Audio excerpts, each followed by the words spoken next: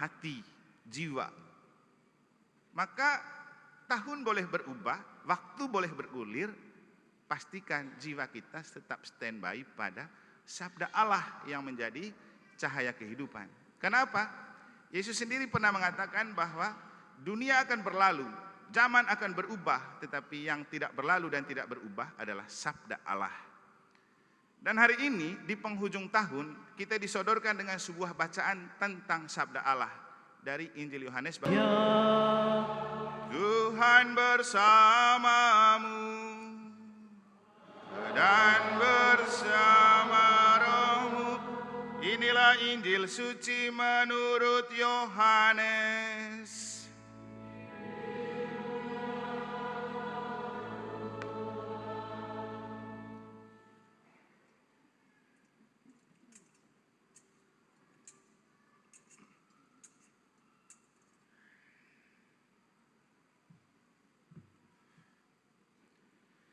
Pada awal mulanya adalah firman.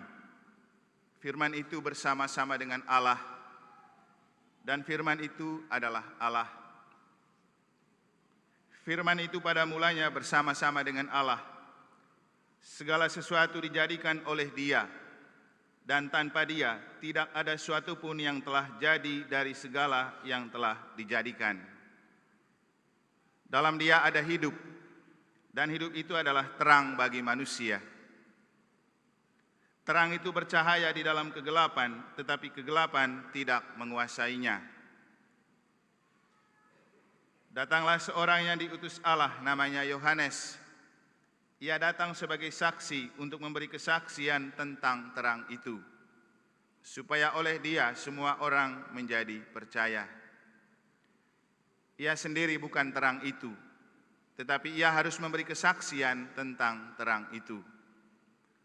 Terang yang sesungguhnya yang menerangi setiap orang sedang datang ke dalam dunia. Terang itu telah ada di dalam dunia dan dunia dijadikan olehnya. Tetapi dunia tidak mengenalnya. Ia datang kepada milik kepunyaannya, tetapi orang-orang kepunyaannya itu tidak menerimanya. Tetapi semua orang yang menerima Dia diberinya kuasa menjadi anak-anak Allah, yaitu mereka yang percaya dalam namanya. Orang-orang yang diperanakan bukan dari darah atau daging, bukan pula secara jasmani oleh keinginan seorang laki-laki, melainkan dari Allah. Firman itu telah menjadi manusia dan diam di antara kita. Dan kita telah melihat kemuliaannya, yaitu kemuliaan yang diberikan kepadanya sebagai anak tunggal Bapa, penuh kasih dan kebenaran. Tentang Dia, Yohanes memberi kesaksian dan berseru, inilah Dia yang kumaksudkan ketika aku berkata, sesudah aku akan datang Dia yang telah mendahului aku, sebab Dia telah ada sebelum aku. Karena dari kepenuhannya kita semua telah menerima kasih karunia demi kasih karunia. Sebab hukum Taurat diberikan oleh Musa, tetapi kasih karunia dan kebenaran datang oleh Yesus. Tidak seorang pun pernah melihat Allah, tetapi anak tunggal Allah yang ada di pangkuan Bapa, Dialah yang menyatakannya.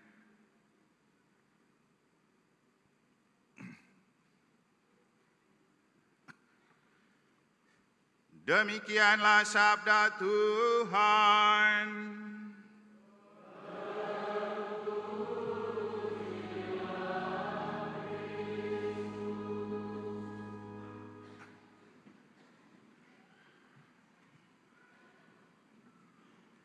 Dan demi waktu yang bergulir di sampingku, berat rasa hatiku. Bagaimana lanjutannya itu lagu itu?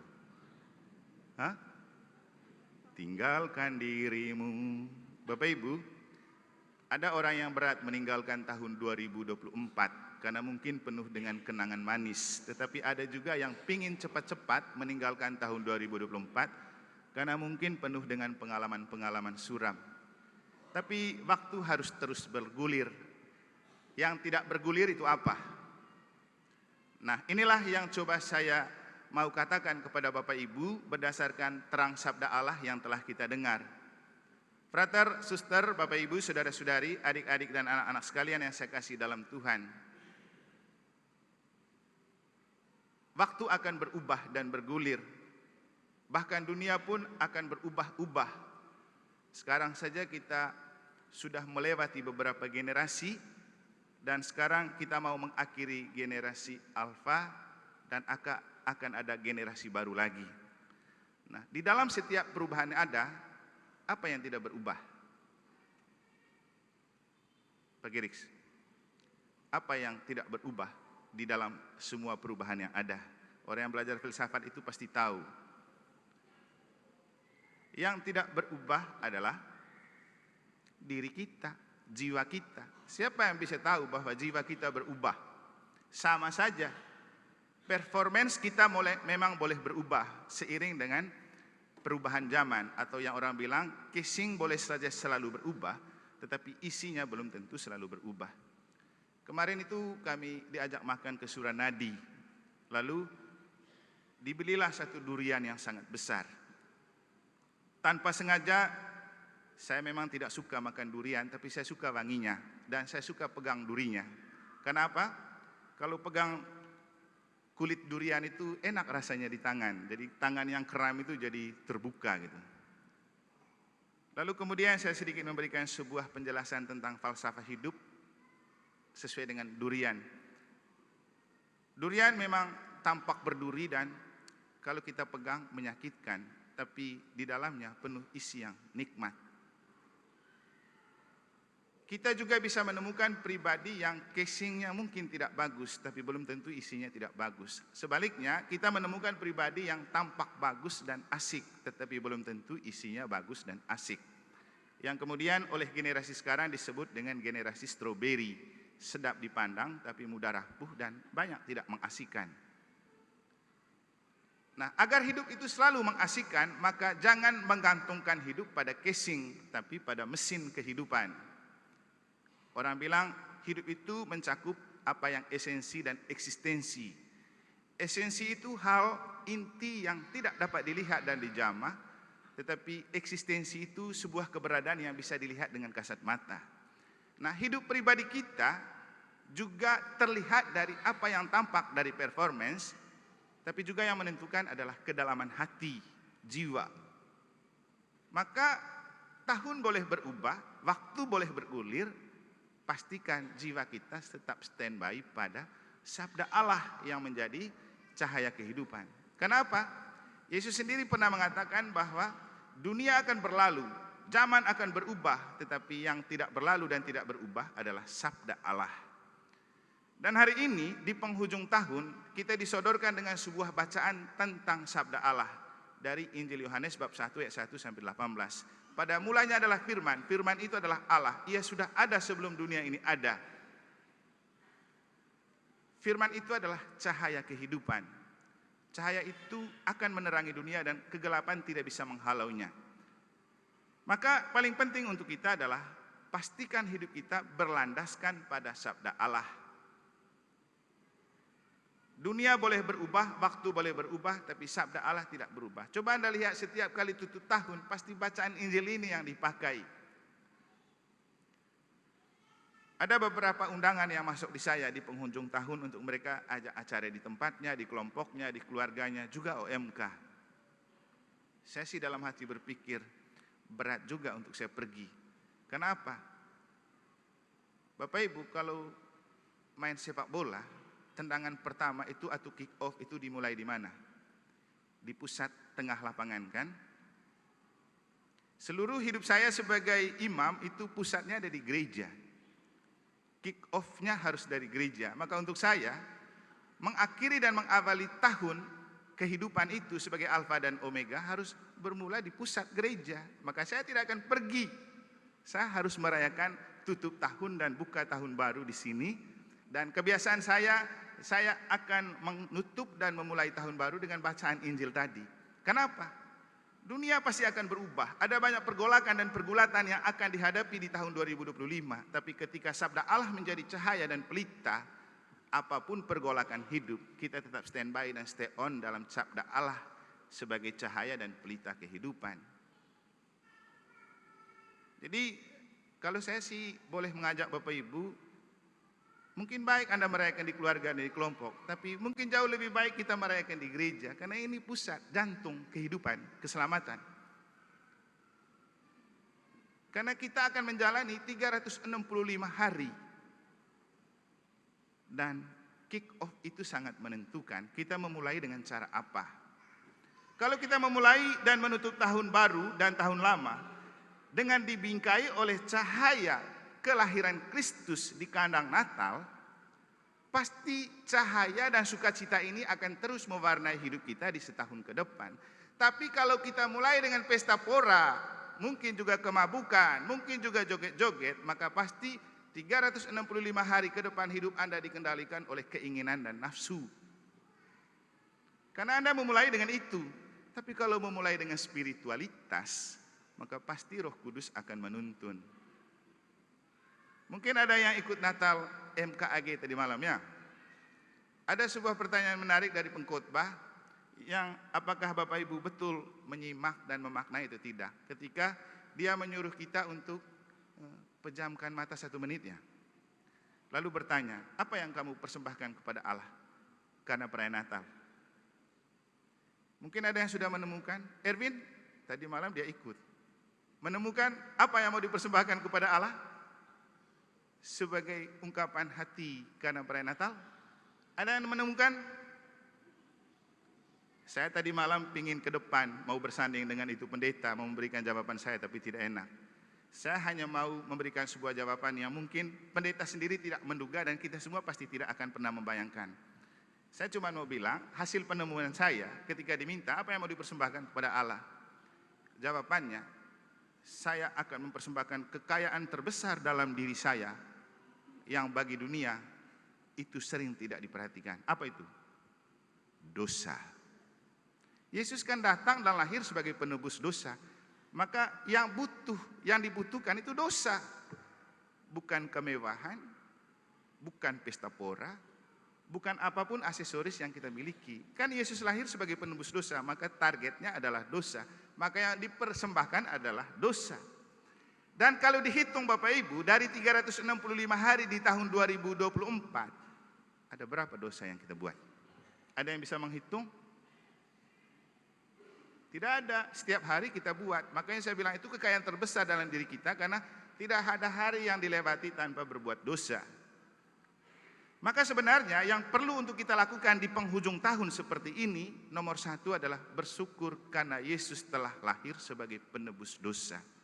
Bahwa walaupun saya sudah sering jatuh ke dalam dosa, Tuhan tetap menghargai saya. Tuhan mengangkat kembali harkat dan martabat saya dengan inkarnasi kelahiran Yesus pada perayaan Natal yang dalam Injil dilukiskan dengan pada mulanya adalah firman. Firman itu adalah Allah. Ia menjelma menjadi manusia dan tinggal di antara kita.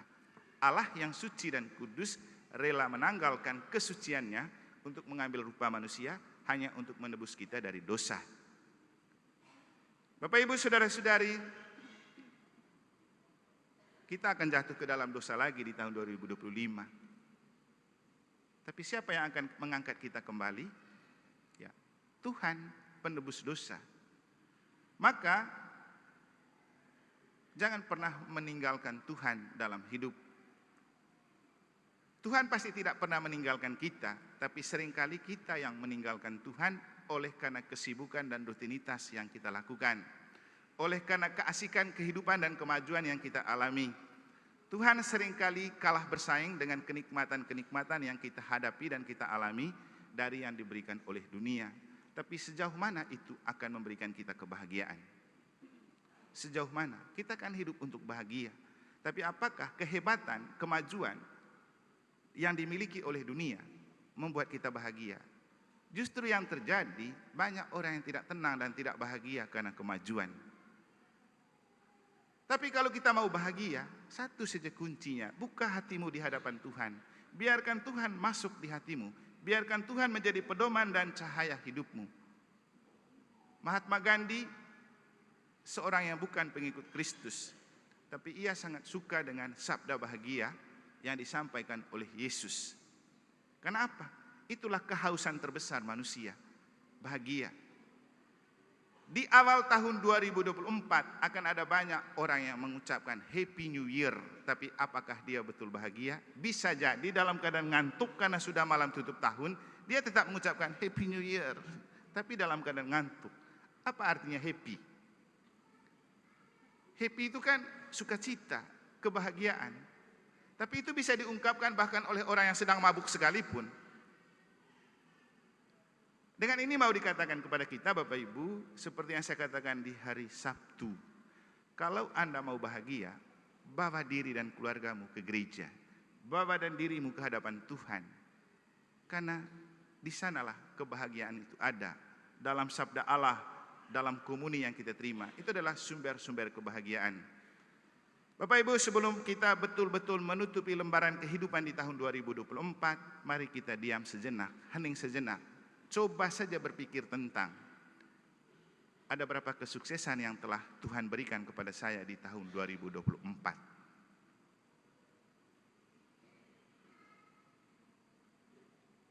Ada seberapa banyak kesehatan yang telah saya peroleh. Ada berapa banyak pengalaman-pengalaman romantis yang telah saya alami. Kita perlu melihat itu. Dan penemuan atas hal-hal itu membuat kita harus bersyukur kepada Tuhan. Karena walaupun kita sering jatuh ke dalam dosa, bahkan berlumur dosa, cinta Tuhan tak pernah pudar untuk kita. Yang penting kita selalu datang dan kembali kepadanya. Itulah sumber kebahagiaan sejati ketika kita berdosa tidak dipersoalkan oleh Allah, walau sering dipersoalkan oleh sesama. Tuhan datang untuk mengampuni dosa kita dan itu adalah anugerah terbesar dari Tuhan di perayaan Natal. Dan itulah kenapa sebelum kita masuk tahun baru, Tuhan ingin cuci hati kita. Tuhan ingin membersihkan keluarga kita. Supaya segala dosa dan kesalahan yang telah kita lakukan di tahun 2024 ditinggalkan dan ditanggalkan untuk kita menyambut tahun baru dengan hati suci, dengan jiwa yang suci, dengan cahaya Natal yang kita terima. Maka Bapak Ibu Saudara-saudari, Anda bisa bersyukur dengan banyak cara. Tapi hanya dalam gereja Katolik ada yang namanya doa syukur agung. Jadi Anda boleh bersyukur dengan banyak cara. Tapi hanya dalam gereja Katolik ada yang namanya doa syukur agung. Dan kalau sampai Anda menutup tahun 2024 dari 365 hari yang dialami dan Anda mau datang pada kesempatan ini untuk mensyukuri itu baru top orang Katolik. Jangan sampai Anda menutup tahun tanpa Anda bersyukur. Dan rasa syukur kita itulah yang dipersatukan dalam doa syukur agung Tuhan kita Yesus Kristus dalam perayaan ini.